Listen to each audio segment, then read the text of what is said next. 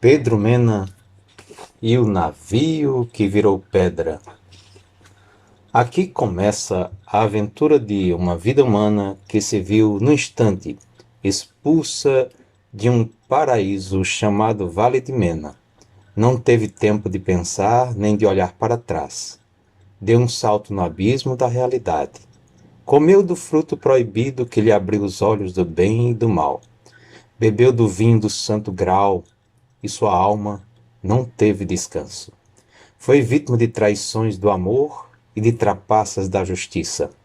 Viajou pelo mundo e encantou-se na velha casa grande do marinheiro. Amou de longe as galegas que banhavam no cadágua.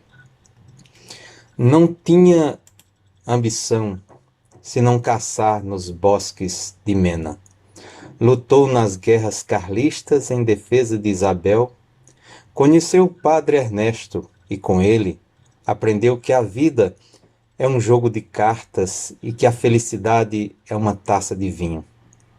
No Vale do Pajeú, no local onde os municípios de Floresta, Mirandiba e Serra Talhada se encontram, construiu a Fazenda Marinheiro, um cais onde aportaram os náufragos Antão de Mena.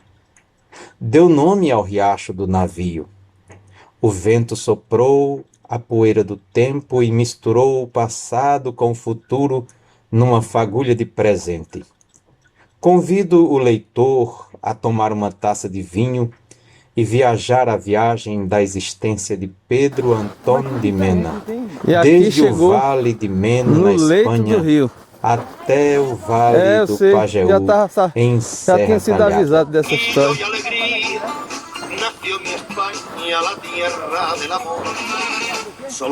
Ele andava vagando no robledal, bosques de robles, carvalhos, sob as sombras de um bosque de carvalhos, teixos, animais. Quer filmar a passagem, né? Na altura dos seus olhos, enxergava os troncos grossos e curtos das imensas árvores que se estendiam sobre o terreno inclinado do vale.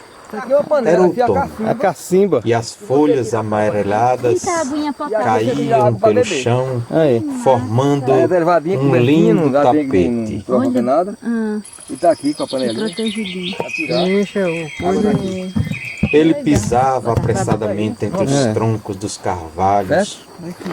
Quando Atravessa pisava aí no pra eu chão, as suas pegar botas você faziam as atravessando. folhas secas crepitarem.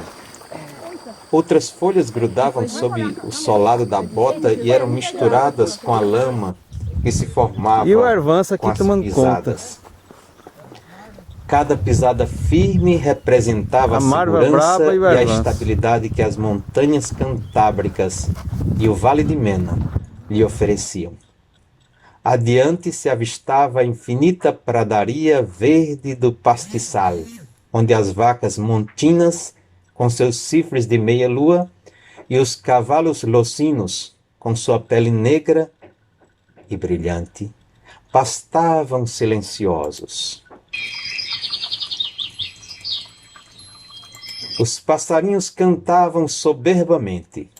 Entre todos eles podia avistar o peito vermelho, o pardal, o moleiro grande, a garça real, a cegonha comum, o pato cucharra, o melro, a águia real, o gavião, o falcão peregrino que voava alto e o abutre que está em todo lugar. Na beira do rio, escutava-se o canto da galinha d'água e via-se o voo do martim pescador. As lavandeiras brancas brincavam nas rochas de gipsita cobertas de lodo. O rio que ficava entre o vale e a montanha era famoso pelas suas trutas e seus caranguejos. Um lagarto verde-negro que dormia entre as folhagens despertou e correu desesperado, procurando abrigo sobre a folhagem. Uma raposa passou correndo atrás de uma lebre sem perceber a presença de nenhum intruso. O lobo uivava, e o gemido da raposa eram os únicos sons que tiravam a tranquilidade da alma do menino Pedro Mena.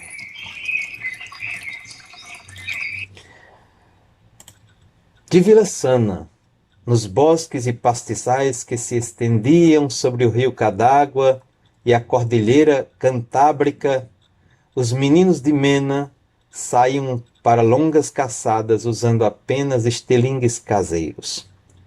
Debaixo das sombras dos carvalhos, ele dormia como um berço intocável e seguro. Santana a todos protegia. O Cadágua e as pradarias dos pastiçais alimentavam a população de Mena.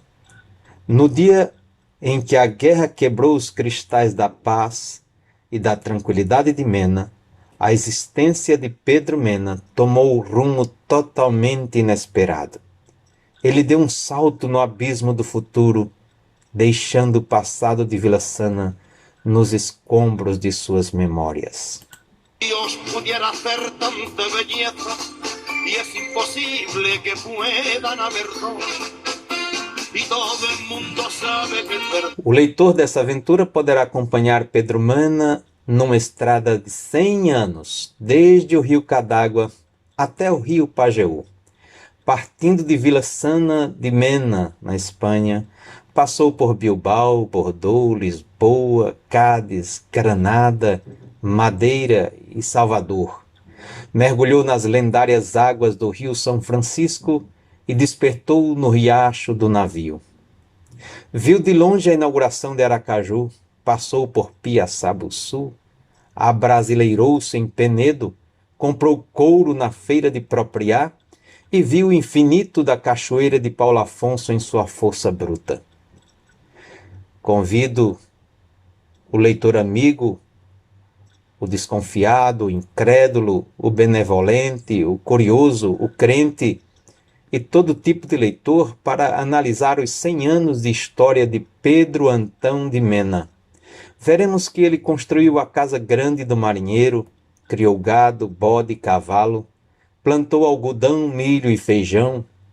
O marinheiro que ele edificou foi palco de festas, encontros e disputas militares, políticas, religiosas, filosóficas, econômicas e familiares.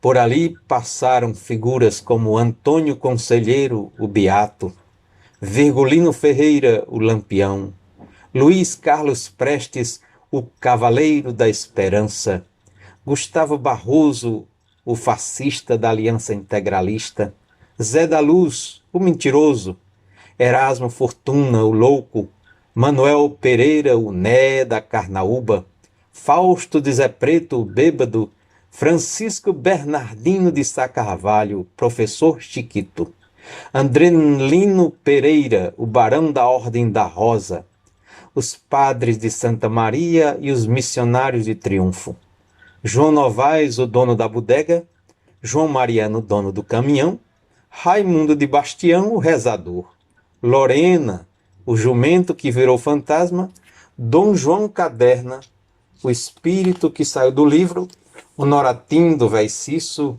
o andarilho. Os fatos e as personagens da história de Pedro Mena vivem na fronteira do real e do imaginário. Existiram e não existiram. Segundo o mentiroso Zé da Luz, tudo que foi escrito nestas memórias é a mais pura verdade. De acordo com o Noratim do Véiciço, quase tudo nesse livro é fantasia da cabeça de Pedro Mena. Na opinião de Erasmo Fortuna, a parte que lhe toca é uma verdade inquestionável. Já o professor Chiquito, com sua sobriedade de mestre, afirmou que parte das histórias de Pedro Mena é história de verdade com H maiúsculo e outra parte é mentira. No final, caberá ao leitor decidir o que é verdade e o que é mentira nas narrativas de Pedro Mena. Afinal, a história é um conjunto de fatos e mentiras esperando ser interpretado pelos leitores.